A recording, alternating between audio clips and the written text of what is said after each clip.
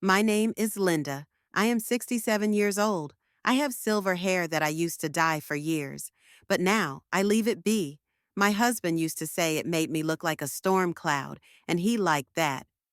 Michael died 5 years ago, pancreatic cancer. And ever since, the house we built together has been echoing in ways I never expected. I live in the same house, but it doesn't feel like mine anymore. Not really. Not in the way it did when he was here. This house, it has a soul, I think. Not because it's fancy, it's not, but because we put every piece of ourselves into it. Michael and I bought this plot in the spring of 1992. We were younger then, and stupider and happier. We argued about siding and spent too much on light fixtures. We laid the stone path to the front door ourselves, each rock heavy and oddly shaped, like us. We planted the maple tree in the front yard, and I remember how small it was, just a stick with roots. Now it arches over the driveway and drops leaves like it's casting spells every October. When Michael passed, my son Ethan and his wife Jessica moved in. They had lost their condo during COVID, and Ethan had lost his job. Jessica had a new baby, my grandson, Liam, and I was happy to have the noise, the life, the new breath in the house. I thought, maybe this will be healing. It wasn't. Not for me. At first, we were gentle with each other. Ethan helped mow the lawn. Jessica would leave folded laundry at my door. But time passed, and things started to change in small ways. My things started disappearing. The blue vase that had been on the mantel since 2001 ended up in the basement. My calendar was replaced with a whiteboard and digital schedule. My teapot was moved to the far back of a cabinet because it was old and chipped. I told myself it was okay. They're trying to make space for themselves, I thought. I can be flexible. I can adapt. But one day, about a month ago, I went to the local craft market by myself. It was a Saturday, a sunny one. Jessica said they were too busy to join. I didn't mind. I wandered, picked up a handmade candle, a jar of blueberry jam, and then I saw it.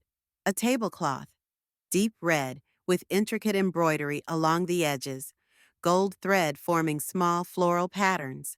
Nothing gaudy, just enough to make you look twice. It reminded me of something I would have bought with Michael at a roadside shop while driving through Vermont. It wasn't expensive, but it wasn't cheap either.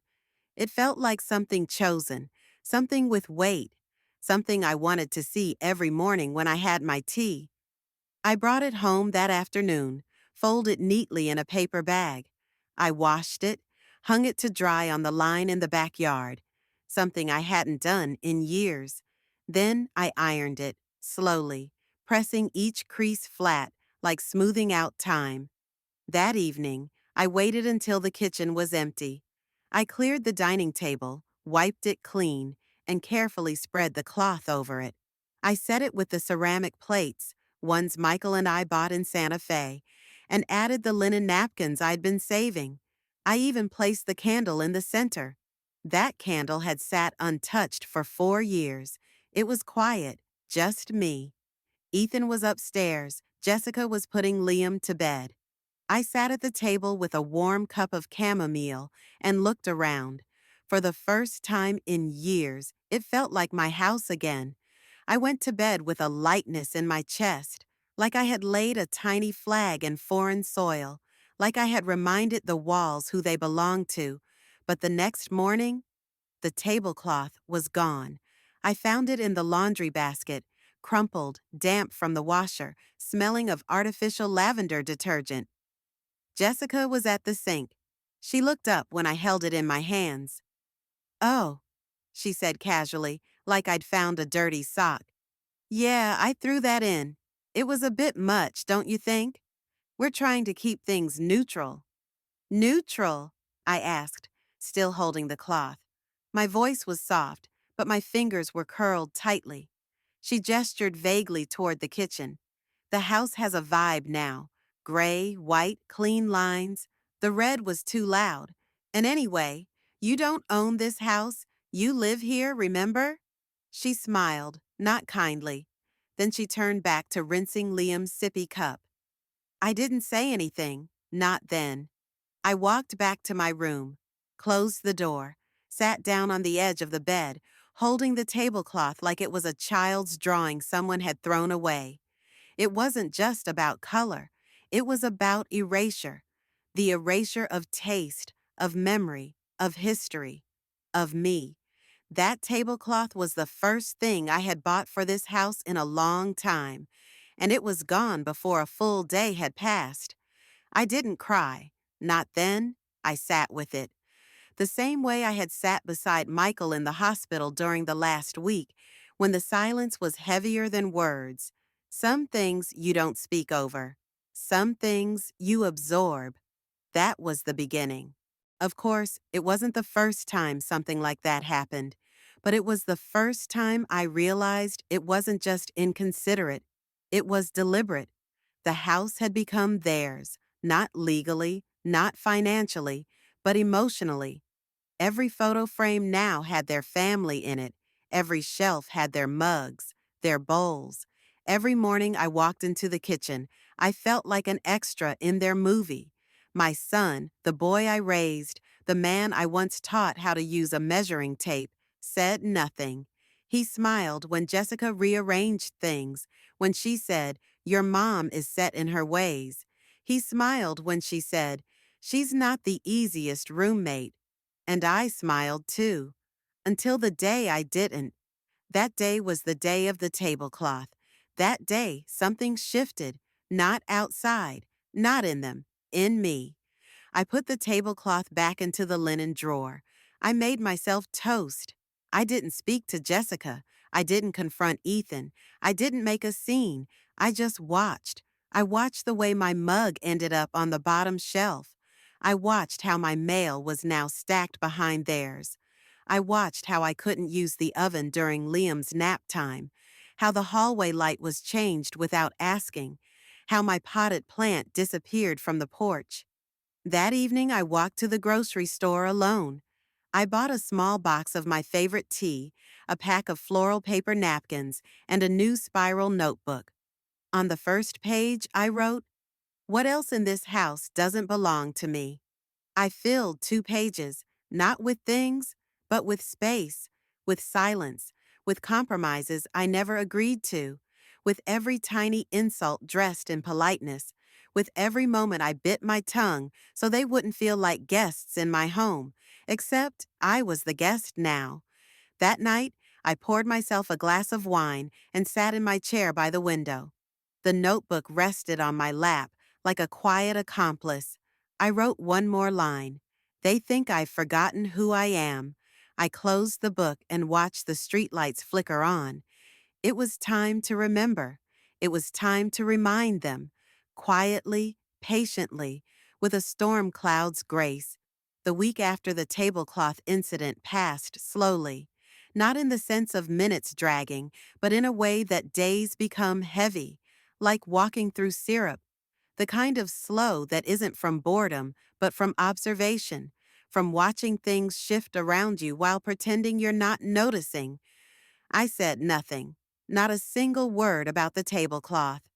I folded it, ironed it again, and placed it carefully in my closet. Not the linen drawer, my closet. Next to my scarves, behind the stack of journals. It would stay there until I could decide what to do with it. Jessica continued her routines, her unspoken declarations of authority, reorganizing the spice rack again, replacing the welcome mat again, telling Liam, "This is Mommy and Daddy's house," right in front of me. Ethan, Ethan was quiet. He never corrected her, not once, not even when she said to her mother on the phone, "Yeah, it's tight, but she's still here, like mold on the shower curtain, like some problem that lingered too long." I made tea in the mornings, green, mild, clean, and noticed my mug was missing. The mug, the one Michael gave me when I turned 50, with a chipped lip and the faded cardinal on it. I found it a week later behind the rice cooker in the lower cabinet. Jessica said, "Oh, I thought that was for goodwill." That was when I started to keep notes again. Not thoughts, details. Cold, neutral, precise, not from pettiness, but from the need to have a record. To remember that I wasn't imagining this. In my notebook, my cooking spices are now in a separate basket marked Linda. My name is no longer on the Wi Fi password list. Jessica labeled the fridge shelves. Mine says extras. I am not allowed to cook between 12 p.m. and 2 p.m. because it's toddler rest hours. Ethan moved my rocking chair out of the living room and into the garage to make space for Liam's play mat. None of these things were aggressive. None of them were loud, and that's what made them worse. It was a quiet erosion.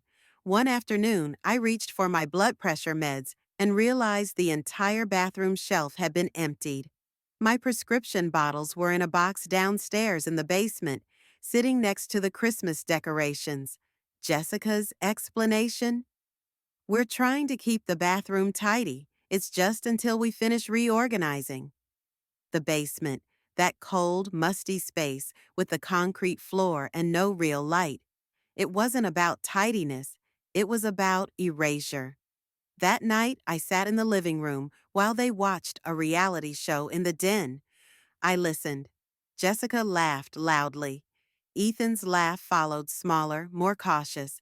I could tell which laugh was his now, the one that belonged to the man I raised, and the one that belonged to a man trying to keep peace.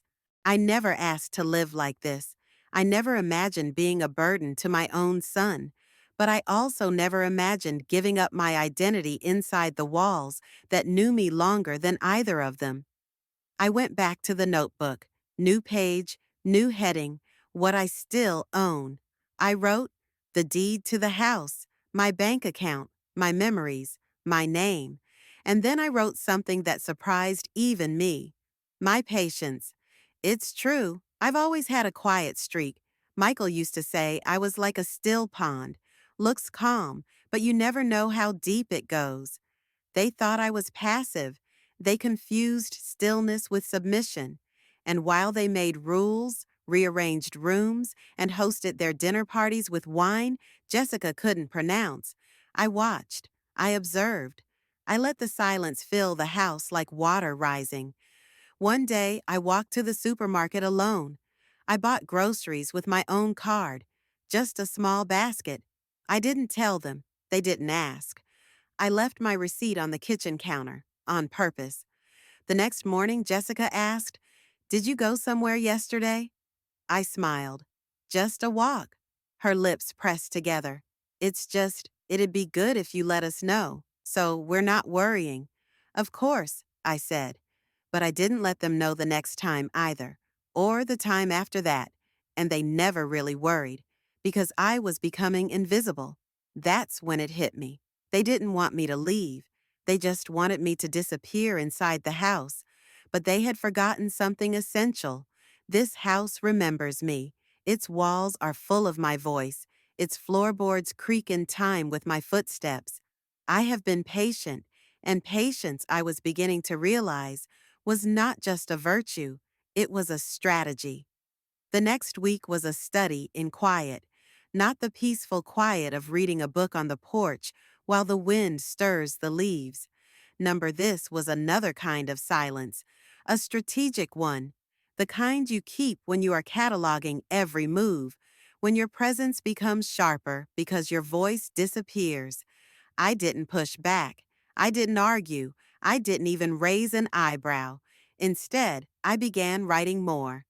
I took that notebook, the one that had begun as a place for my sadness, and turned it into my compass. Each morning, I brewed my own tea in a small chipped teapot they hadn't found yet. I took it to the backyard when the weather allowed. I sat on the creaky bench near the garden beds that I once tended with Michael, and I wrote. I wrote down times, reactions, who opened the mail, what was said at dinner. I wrote when Jessica made a passing joke at brunch about boomers and their hoarding habits. I wrote when Ethan asked if we could store just a few of Liam's toys in my sewing room. I wrote when the thermostat was changed to 68 without asking, and when my coat disappeared from the hallway hook. I wrote when I realized I no longer had a key to the side door. But what I didn't do, what I very deliberately didn't do, was react. I let them live comfortably in the illusion that I was shrinking, that I was becoming more agreeable, more quiet, harmless. They were wrong. I began going out more, not for long, just enough to make them notice, enough to shift the atmosphere. I went to the library, to the post office. I wandered aisles at the home improvement store without buying anything. I took my time in the market, asking the butcher about cuts of meat I didn't plan to cook. I even stopped to talk to Marjorie, the widow who runs the local florist stand, for a full hour. I asked her what it was like when her grandkids moved in. She just smiled. "Short-term memory loss, darling," she said. I chose to forget I ever agreed. One Thursday afternoon, I came home to find Jessica in the kitchen, on the phone, whispering angrily, "But she's barely contributing. I can't live like this forever." I made a little noise with the door. She spun around, plastered on a smile. "Oh, didn't hear you come in." I just nodded and went to the fridge. The shelf labeled extras had a single yogurt on it. Strawberry. I hate strawberry. Later that night, when they were watching TV upstairs, I walked into the kitchen, turned on the small under-cabinet light, and stared at the refrigerator. There were magnets from vacations I had never taken, grocery lists in Jessica's handwriting, family photos with me standing off to the side. I opened the notebook and wrote, "What do I need to do to feel like I live here again?" I wrote, "Stop paying for things they assume are theirs. Find the deed. Look into renting. Find the lawyer Michael used for our will. Make them see me, not loudly, not cruelly, just clearly." That night, I took out my old accordion file folder. It had yellowed labels and a rubber band around it. Inside were things I hadn't looked at in years: our will, the house deed, receipts for repairs, a copy of the mortgage agreement, all in my name. Jessica didn't know. Ethan might have forgotten. I made tea again, chamomile this time, sat at the kitchen table while the house slept, and I read every word. The next morning, I walked into the kitchen early, earlier than usual. The silence of the house felt different that day, like it was watching me back. I made oatmeal, just for myself. I took out my old floral mug, the one that had L etched at the bottom. I laid one napkin on the table, just one. I ate slowly, carefully. And when Jessica came downstairs and asked, "Are you making enough for everyone?" I looked up and said, "No, just for the person who owns the house." She didn't respond. Her lips moved like she wanted to argue, but she didn't. She left the room. That was the first moment the silence stopped protecting them. It had begun protecting me instead. It happened on a Monday, a quiet one, the kind of Monday where no one talks much and the house feels like it's holding its breath. The rain started in the early morning, slow, steady, soaking everything without drama. I sat by the window with my notebook and my tea, watching the drops trail down the glass. There was something ceremonial about that rain. It was the kind that says, "Clean the slate." So I did, not by talking, not by demanding, by subtracting. The family card was a shared thing. Michael and I had opened the account 30 years ago. When Ethan and Jessica moved in, I added their names for convenience. They used it for groceries, gas, baby supplies, occasionally online shopping. Jessica had once said, "We'll keep the receipts," but no receipts ever appeared. For a while, I didn't mind. They were struggling. Ethan was between jobs. Liam needed diapers and formula. But now Ethan had work again. Jessica was freelancing, and still they used it. Assumed it was theirs. Never asked. I logged in that Monday, sipped my tea, and opened the account settings. I removed their access, quietly. No email, no warning. Then I called the bank and ordered a new card. For me only, one account, one user. I didn't do it with malice. I did it the way you turn off a dripping faucet. Something long overdue. 3 days passed. On Thursday afternoon, I sat in the den reading a gardening book when I heard the first ripple. Jessica came in from the store, Liam on her hip, a paper bag in her other hand. She dropped it on the counter and sighed. "The card didn't go through," she said, her voice clipped. "I had to use mine." I waited a beat, then said, "Oh?" She turned. "Did you change something?" I closed the book gently. "I thought you said I'm not the hostess here, that I just live here." Silence. It filled the room like cold air. She opened her mouth, closed it again, then turned back to the sink. That was the first moment I saw her uncertainty, the first crack in her confidence. Not because I'd yelled, not because I'd fought, because I'd stopped providing. The next morning, Ethan came down and asked if I knew anything about the card. I looked him in the eye. "I adjusted the account," I said. It was time. He looked tired, his hair unbrushed, his shoulders slumped. "Why didn't you tell us first?" he asked. I smiled, soft and even. "I wasn't asked when you took my chair, or when my mail started being left unopened." He flushed. "That wasn't intentional, but it happened." He said nothing after that, just nodded slowly and walked out. Later that day, I found the receipt for groceries pinned to the fridge with a magnet, the first time in over a year. And I knew something had shifted, not fully, not finally, but enough to make space for the next move. That night, I opened the accordion folder again, pulled out the deed, held it in my hands. The name on it, Linda May Holloway. No Ethan, no Jessica, not joint, not shared, not inherited, just me. I slid the deed into a clean folder, placed it in a lockbox, and tucked it into the top drawer of my dresser. Then I made myself a list. Find the realtor. Ask about partial rentals. Visit the attic. Begin gathering my power back. It was a small list, but small lists have started revolutions. The following week began with a realtor's card tucked into the back pocket of my purse. Her name was Daria. Mid-40s, sharp bob haircut, drove a car with leather seats that smelled faintly of mint gum and ambition. I met her on a Tuesday morning at a corner cafe 2 towns over, on purpose. Far enough from home that I wouldn't be seen, but close enough that I could walk if I needed to. I didn't order coffee, just water with lemon. She talked a lot like most realtors do, with quick hands and big phrases. But when I told her I wasn't looking to sell, only to rent a portion of the house, she paused, took out a smaller notebook, and started really listening. "I want to rent out the upstairs," I said. "It has 2 bedrooms, a small bath, and a door that could easily be sealed off." She nodded. "You have a separate entrance?" "Not yet," I said, "but I'm willing to build one."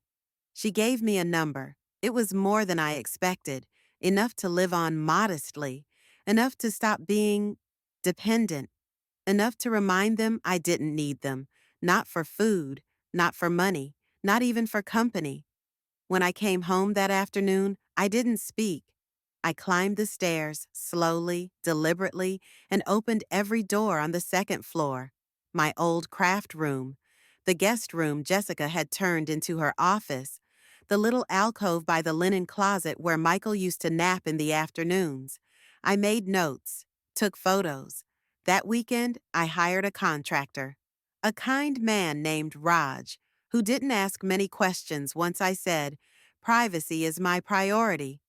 We planned a separate staircase, discreet but solid, on the side of the house, leading to the second-floor hallway. He said it would take 6 weeks.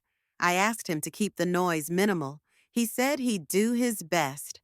When Ethan saw the contractor pulling measurements outside the window, He came to me. What's going on? I'm making changes, I said. Upstairs will be a private rental. He blinked. You're renting out part of the house? I nodded. Yes, the part you don't contribute to. The part I still pay taxes on. The part that belongs to me. His jaw clenched. You didn't tell us. You don't ask me about anything else, I replied. This felt consistent. He didn't yell. Ethan isn't a yeller. He just stood there, stunned. Then he turned away. Jessica found out that evening. There was noise, not shouting, but lots of "How dare she?" and "Can she even do that?" I listened from the stairwell. She can. I can. Because the deed is in my name, and the law is on my side. That night I typed up a letter. Not legal, just clear. I gave them 60 days. After that, they could either begin contributing fairly to the household, utilities, groceries, taxes, or find their own place. I printed 2 copies. One went into Ethan's hands, the other on the kitchen counter. The next morning, Jessica didn't come downstairs for breakfast. Ethan made toast for Liam in silence, and I brewed my tea, humming to myself. That evening, I passed Jessica in the hallway. She said nothing, but her eyes were stormy. Mine were calm. Later that night, I pulled out my notebook and wrote, Today, the house became mine again. I underlined it twice, not because I had seized it, but because I had remembered it. Control is never about shouting. It's about clarity. And clarity, once found, doesn't unfind itself. I turned out the light, slept soundly for the first time in months. Upstairs, my home was changing, and so was I. The stairs went up in silence. Raj and his team arrived early each day, working with precision. No loud music, no cigarette breaks in view. Just the low hum of tools, the occasional thud of wood being cut, and the steady progress of independence being built one beam at a time. The new entrance was on the left side of the house, tucked between the maple tree and the garage. It would allow private access to the second floor, my future rental space. The plan included a new lock, a divider wall at the top of the interior stairwell, and an electric sub-panel. It would be self-contained. It would be mine. Jessica tried to ignore it. For 2 weeks, she said nothing, but I noticed how she paused when walking past the window. I heard her speaking softly on the phone at night. Then came the 3rd week. I left a typed notice on the kitchen counter.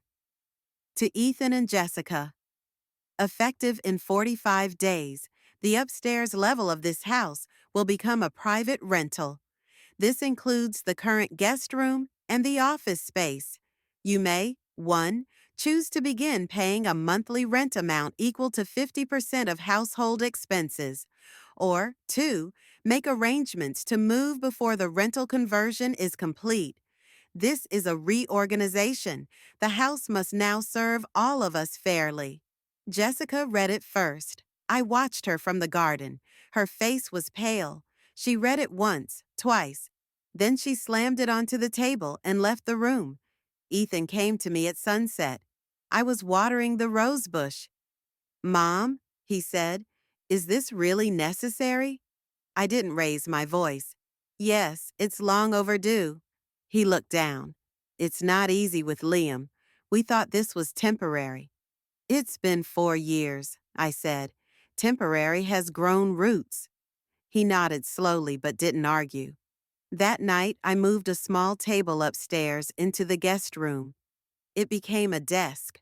I placed the red tablecloth over it, not as a cover, but as a banner. Jessica didn't speak to me for 2 days. Then, late one night, I heard her voice through the vents. She's insane. Ethan said nothing. She's going to ruin everything. Still, silence. Then she asked, Why won't you say something? Ethan's voice was tired. Because she's not wrong. I closed my eyes. It wasn't joy I felt. It was gravity shifting. For the first time in years, I wasn't orbiting around them. The house was beginning to spin in its original rhythm. A week later, Jessica bumped into me in the hallway. She stared me down. "You think this is going to make you the queen of the castle?" she snapped. I smiled faintly. "Number?" "But I am once again the architect." She scoffed. "You're doing this out of spite." I shook my head. "I'm doing it out of memory of what this house once was and what it still can be." After she walked away, I wrote in my notebook, "There will be no war, only restoration." And beneath that, "Fairness is not revenge. Fairness is balance." The work continued. The contractor installed drywall, painted, sealed. One Sunday, I visited a local thrift store, bought a lamp, a chair, a framed photo of a seascape, the kind of things a young tenant might appreciate. I paid for them in cash. I arranged them in the upstairs space like it was already rented. And in a way, it was, rented by freedom, reserved by self-respect. The garden bloomed that week, unusually full for the season. Marigolds, lilacs, even the stubborn hydrangea finally turned. Michael would have smiled at that. Or maybe he already was. Change never happens without noise. And though I'd planned everything in silence, the echoes finally began to bounce back. The fourth week of construction brought more than just dust. It brought resistance. It started small. A cabinet door left open after dinner. Lights in the hallway switched off while I was still upstairs. My mail accidentally opened and left on the counter. Jessica's way of reminding me that she was still here, that she still had presence, even if the house was slipping from her fingers. Ethan, always quieter, withdrew into long silences. I would hear him awake at night, feet pacing across the upstairs hallway, the murmur of a TV show running on mute. Sometimes I'd find Liam's toys in the garden the next morning, forgotten in some rush to avoid me. The air was heavy, but no one yelled. Not directly. Instead, Jessica stopped saying good morning. Ethan began eating meals upstairs. Liam, bless him, still toddled into my arms every now and then. But even that began to feel strained. I responded with calm. When they stopped inviting me to dinners, I cooked for myself. Roast vegetables, fresh herbs from the garden, even the occasional apple pie.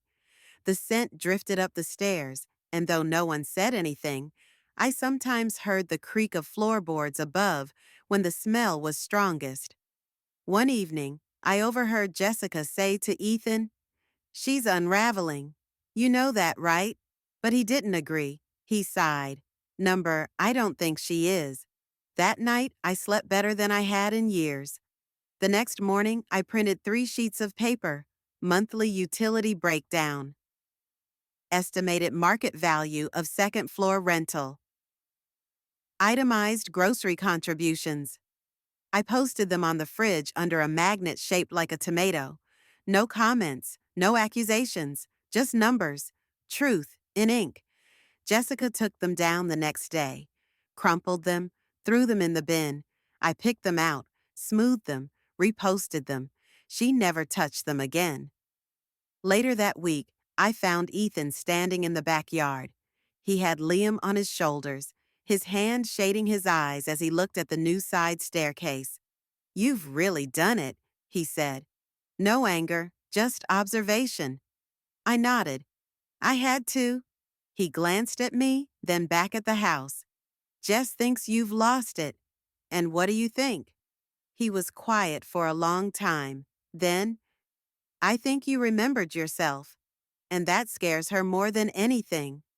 We didn't speak again that day, but I left a peach cobbler in the fridge that night with a note. "Share if you like. No pressure." In the morning, it was gone. Plate washed, returned to the rack. There was no thank you, but there was no war either. That evening, I found Jessica on the phone again, this time in the driveway. I didn't mean to eavesdrop, but the window was open.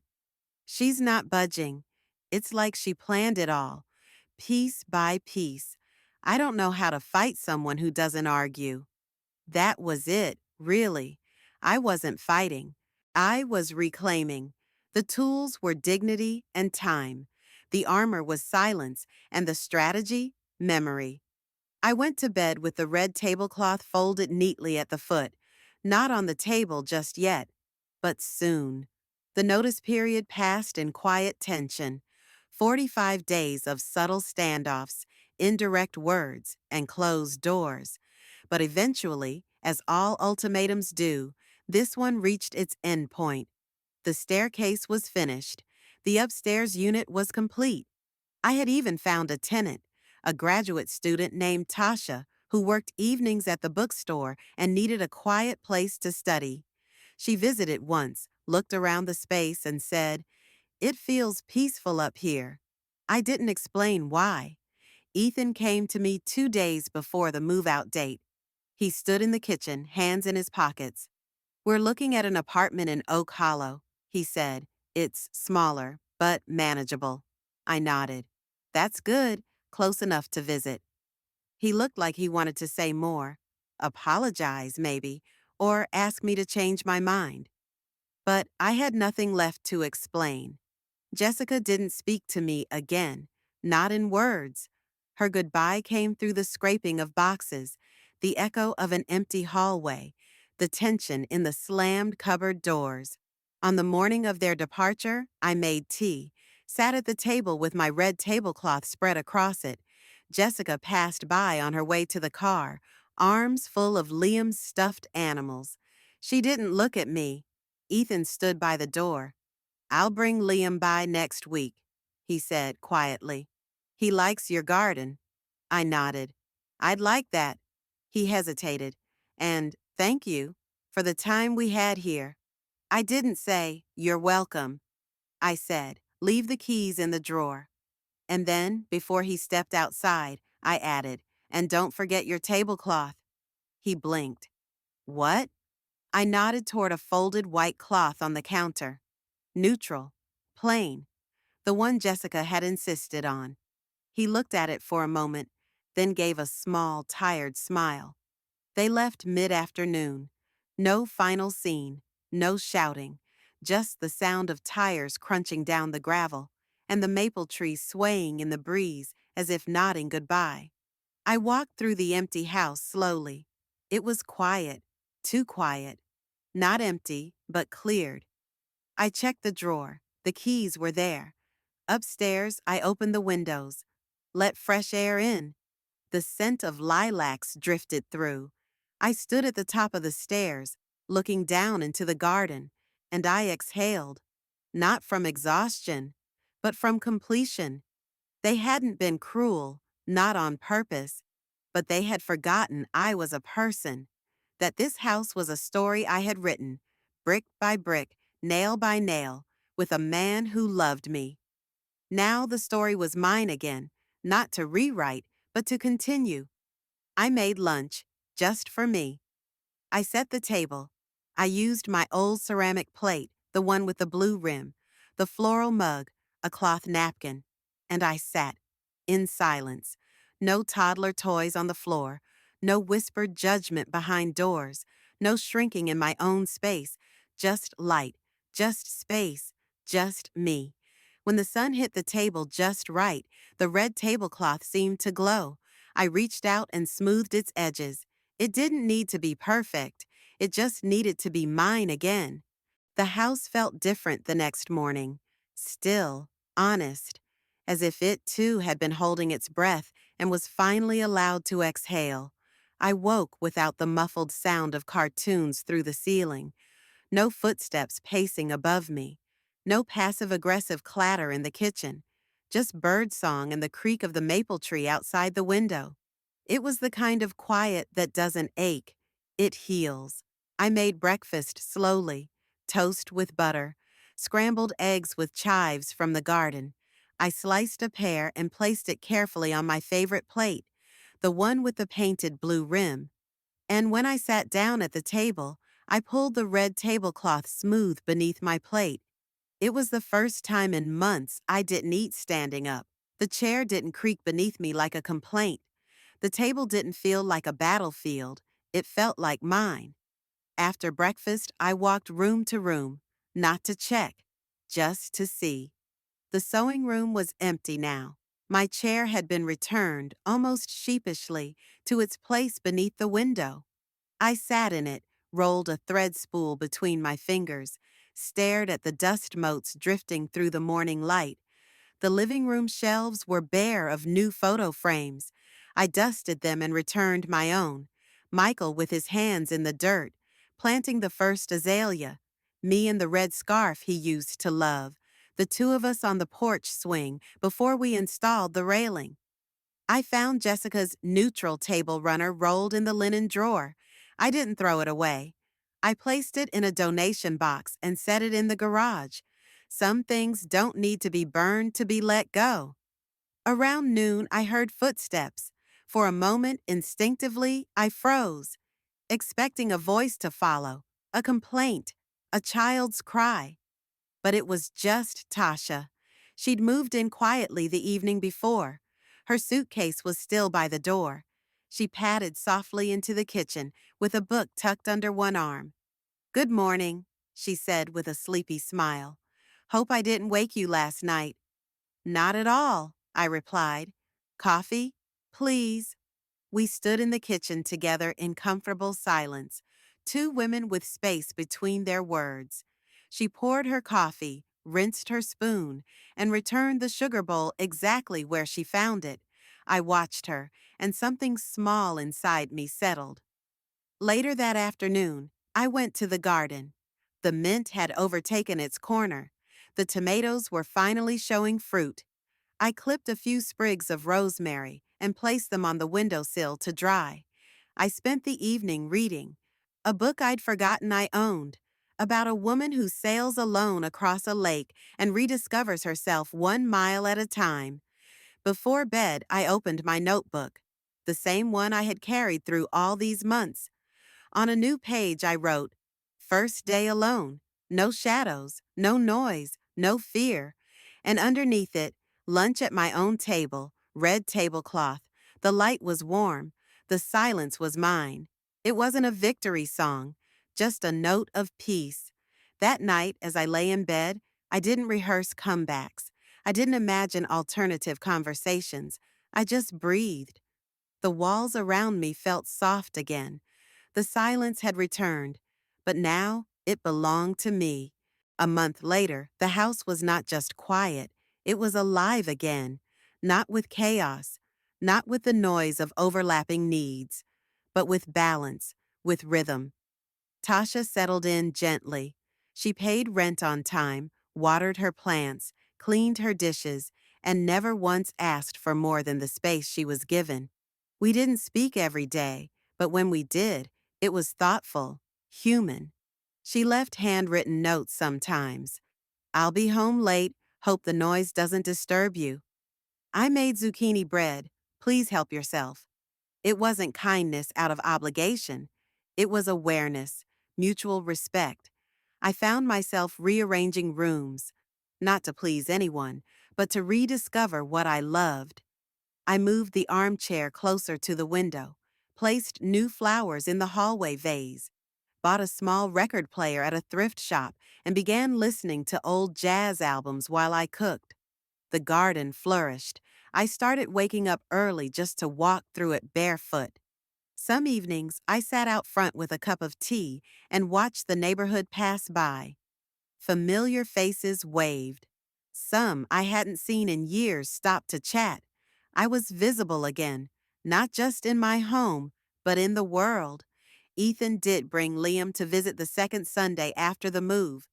Jessica didn't come. We spent the afternoon digging in the garden. Liam asked why there were stairs on the outside of the house now. "To give someone else a way in," I said. He nodded like that made perfect sense. Ethan lingered after, sitting on the porch steps, while Liam napped inside. "I never meant for things to get that far," he said. "I know," I answered, "but silence has a weight, Ethan, and you let it rest on me." He looked down. "You've changed." "No," I said. I remembered. He stood to leave. Is it okay if we come again? Yes, as visitors, not tenants, not burdens, just people I once loved who could be invited back, not allowed to stay. That night, I opened my notebook for what might have been the last time. I wrote, they said I wasn't the hostess, that I didn't own this place, but they were wrong. And below that, my silence wasn't surrender. It was strategy. It was remembering. It was a cure. I closed the notebook and placed it in the drawer beneath the table. The same table now dressed in the red cloth, not as a rebellion, but as a foundation.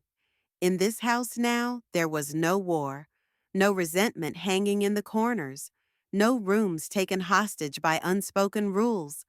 There was light, there was order, there was grace, and in the center of it all, a woman who had quietly, steadily taken her place again, not loudly, but fully, and for good.